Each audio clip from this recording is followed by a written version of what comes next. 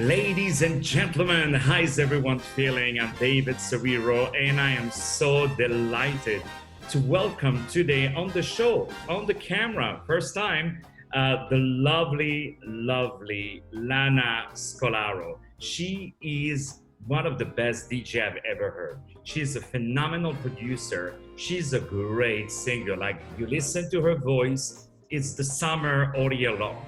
That's basically what it is. And she has also tiny, small qualities that she's drop dead gorgeous, which doesn't hurt, as we say. She's a strong professional. She's a dear friend. She's super talented. She's taking some time today. It's very late for her. And she's in London, but she's with us today. The lovely, the gorgeous LANA SCOLARO. LANA, how are you, my dearest? So much, David. You're always speaking so highly of me. It really makes me feel special. It's an honor to be speaking with you too. I'm great today. I've been running around doing errands. I'm in London actually working on my EP. So I'm super excited about that. And we are very excited to hear more of you. So I had the pleasure to interview you a couple of, what is it, 2 years already on iHeart, if not 3 years? And always a pleasure, and you're always coming with so many great music, and you're entertaining so many people. So I would love to know what's new with you. What have you been doing? Because I know you signed with Sony at the beginning of this year. You released this amazing new single called Charlie, and I invite everyone to go on the platform to listen to it and to share it. I want 10 million streams by the end of the week. 10 million streams at least. Okay, so tell us, what have you been up to?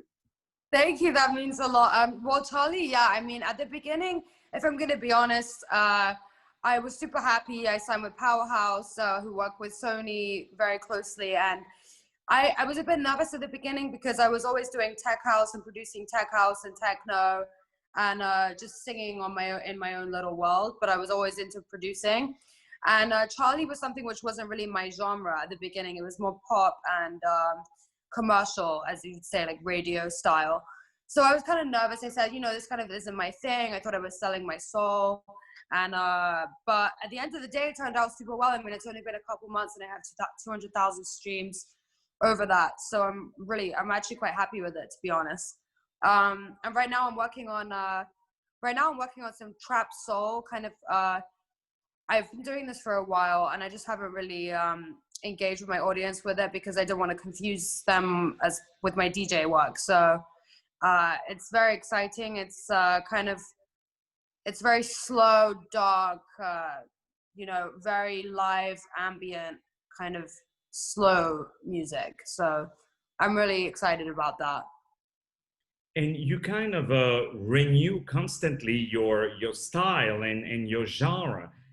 You always stay true to yourselves, true to your, I would say, your signature, the LANA SCOLARO signature. But also you are, I was going to say growing, but it's not really growing. It's like really evolving in a way to every time some different beautiful colors in your music. It added, if you allow me, even a little bit of urban touch a la Billie Eilish. Yeah, I mean, that's honestly before Billie Eilish kind of blew up, as you'd say. Like, I mean, I always loved her voice, and I realized I never really sang as an artist. Like, I was always kind of shy, and then I realized I've never taken singing lessons ever. And then when Ian Barter, who I'm working with now, who worked with Amy Winehouse, I was introduced to him 2 years ago, and I was going through a very dark phase in my life. I mean, I lost a few friends, and then my father was having a heart surgery, and I got detained from the US, and it was all happening at the same time. So I was in London, and it was like an angel brought down to me. I was introduced to Ian, and Ian really, really believed in me, and he's given me, taken the time to spend like 7 hours with me in the studio, just producing live, listening to I write my own music, and that's why I'm really excited working on this EP with him, because it's coming real from my heart, and it's something that I've always wanted to put out, and I've just been too shy because I want to get it completely right and spot on. And there's only I can't really hit high notes, I'm not Mariah Carey, but when Dre, who is Post Malone's manager. Nobody is Mariah Carey, you know. But there is only one Lana Scolaro also. Thank you. No, but when Dre said, I went on tour with him at Post Malone last year in February, and when he said, my friend actually played one of my songs that I did with Ian, and he said I sounded like Billie Eilish in it, and that was like a major compliment for me.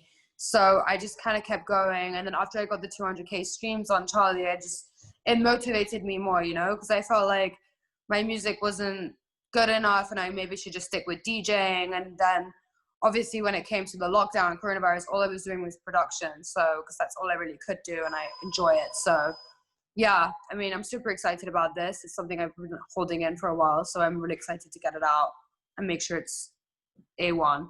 And we are all very, very excited for you because you have a wonderful fan base. People really adore you. Do you know how many girls would love to be like you? So many women. I'm sure a lot of people must say, you know what? I dream one day to be like you, to be Lana Scolaro, that we love so much. So I understood. So the DJ thing is a little bit on the hiatus, obviously, because all the clubs are closed, all over the world. But you became even more productive because you spend more time, obviously, in the studio. What do you think is the future for you, the future genre music, where your music is gonna go? Well, it's actually funny you say that. So I think I had this discussion actually yesterday with Ian and with my management, Henrik, who is the chairman of Powerhouse. And I asked Powerhouse before. Obviously, I said, look, can I do my own thing on the side, because I really want to bring out my own stuff. I don't want to just release remixes, because I feel like I have more to give than that, and I really love it. I enjoy writing and singing, and I have way more to just show that I want to bring out to my fans and audience on Instagram and things like that. So what I'm gonna do is work on acoustics with Ian, and then perhaps remix them with Sony. So it's like a two-way thing. So I'm also an artist and a producer, and I mean, it's a lot to take on, but I think I can handle it. And if maybe I don't remix it, maybe someone else will remix it. And just, it's like Taylor Swift. Taylor Swift started with country, and then she went on to pop, and then artists change their vibe all the time. So it's like you can do anything, really. I don't believe you have to stick to one thing. So yeah. I totally agree with you. And the fact that you became a producer, do you think it also made you a better DJ, because you really do the music from really its roots? You're not getting the sound and working with it, you are building also the sound. Do you think that the fact that you're a producer makes you and will continue to make you a wonderful DJ more than you already are? 1000%. I'm so glad you said that, because actually production, I mean, I did a production course. I mean, my dad actually forced me to do a production course in Ibiza when I was 13. And I did a point blank course, and I never liked studying. And even if it was studying music, there would be a bunch of other people in the class asking so many questions. And it was like, sometimes they would ask questions that I already knew, and I didn't want to sound arrogant or anything. So I said to my dad, look, like, don't waste your money on these classes. I'm going to just YouTube, and like, if there's some things I don't know, then I'll figure it out. And I ended up just learning like how to produce through friends, and just like figuring it out by myself, reading books. And it's actually, it comes naturally, like I ordered the Ableton Push and Native Instruments, and like I got the whole thing set up, and I was so into it. It was like an addiction for me. So yeah, it makes me want to go back to Ibiza right now, to be honest, because that's where all my equipment is.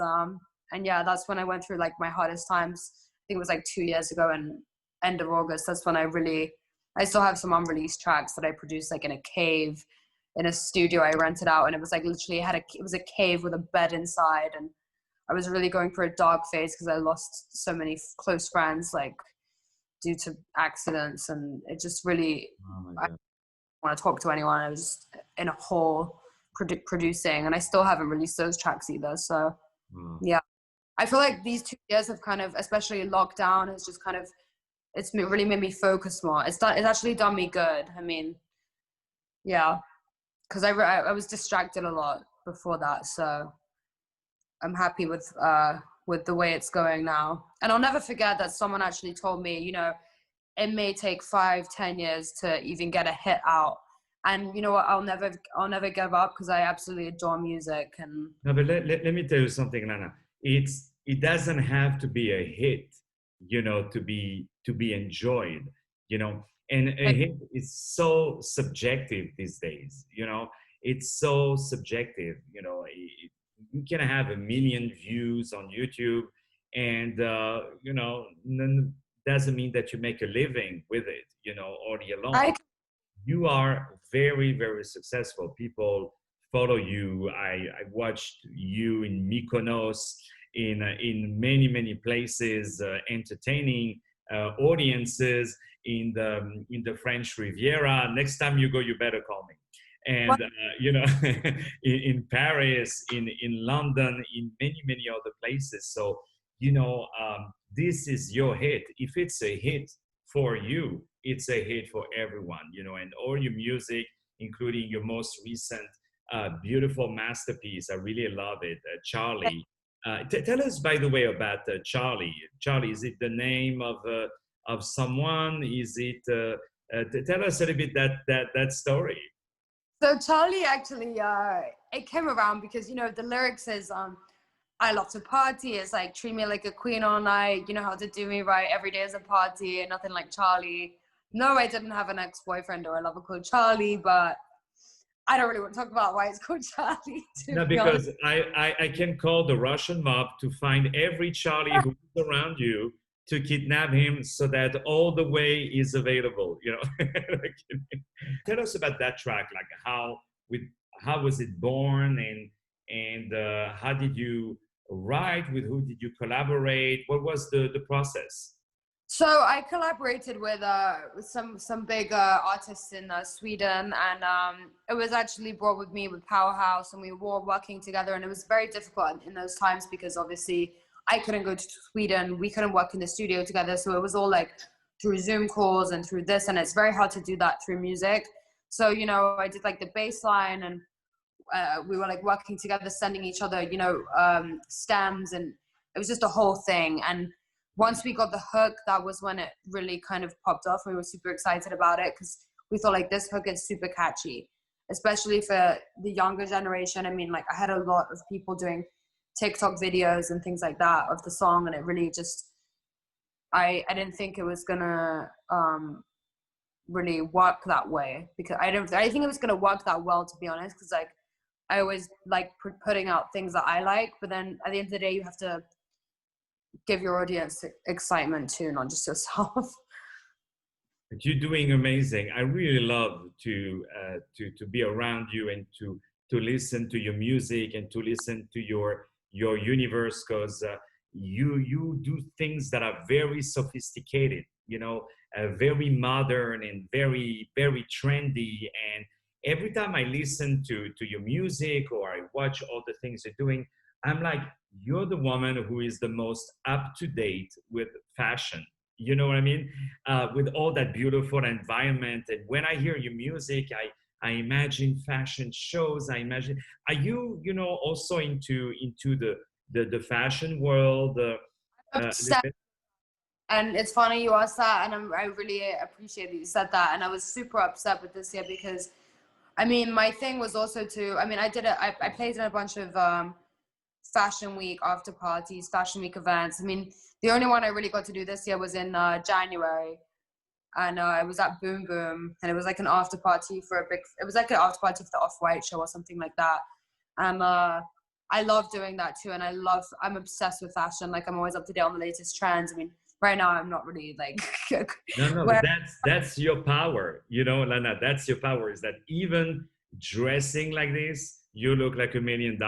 You know, that's really, really the power of your. So you enjoy fashion. You enjoy, of course, producing, DJing, doing all these great tracks. So what is next for you before we start to say goodbye to each other and we listen to your beautiful music? What is next for the lovely LANA SCOLARO? Thank you for asking that. I actually have some really exciting things coming up. So I have a tequila company which I'm launching because I genuinely just love tequila, and it's something I've been working on since last year. And I actually went to the distillery, and I'm not going to tell you the name, but it's coming out soon. And the health benefits, Google them by the way, of tequila are amazing. And I'm really excited about that, and I think I'm gonna, work with that with my music and everything because that's like my favorite drink. So that's one thing I'm working on, is like my tequila company. And another thing that I'm working on is also I've been trying to approach. I'm actually in touch with some charities to, kind of start a end of violence, and like, promote peace, more peace in the world. So I'm doing that, distributing hoodies and things like that, because I love hoodies, and I feel like a lot of people during the lockdown have been wearing gym wear and sports clothes and hoodies all the time. And actually a big inspiration for me was Pangaea, and I've been buying a lot of Pangaea hoodies because every hoodie that you buy, I mean, they plant trees, and I think that's such a nice thing. So I kind of got the idea, and I thought, why not do something with ending violence to the world? So I'm working on that right now, and I'm working on the manufacturing of the hoodies and working with some charities, and every hoodie that's sold is going to be donated to the charities that are, promoting peace in the world. No, but you know what? Your music is peace, and your personality is peace, and we need more of you. We need you in New York. Dream to see you on stage here in New York. New Yorkers want you. They love you. I hope to see you soon. It's funny that it's me, a foreigner, who says, "Please come to America." But So I'm in America right now, so I'm working on my entertainment visa, and hopefully by the end of the year, I mean, this year has been a tough year for everyone, I think. So next year will hopefully be everyone's year. And when I come back in New York, I will for sure let you know. And hopefully would have released some great songs by then, and have everyone, we can all make a big party together. as I said, before the end of the week, 10 million streams. 10 million streams. Just so you know, if we have 10 million streams, Lana, 9 millions might come from me alone, because I'm your number one fan. You know that. I love what you do. As always, and it's been 2 years, and we're still strong. So I'm really happy Still strong, and I love to see you growing and growing and growing every day. And I want to say, for all the people who love you, and there are so many people, they ain't seen nothing yet, because I know this is only this of what you will do, or what you're capable of, and this is only the beginning. And again, I'm so grateful for your time. I'm gonna let you rest, because I know you had. with David, and thank you so much for the motivation, because actually I really needed it. And I mean, I'm sure this year's been tough for everyone, and I hope everyone's staying safe. But yeah, I mean, the motivation coming from you is really helpful. So thank you. I Thank you, needed. love. Anytime. Sure. I'm here for you. But right now, this is the beautiful music of our dear friend. I love that woman. Let me just say, I love her. I love her. I love you. Scolaro. She's gorgeous. You're all gonna fall in love with her music, her personality, her soul, her talent.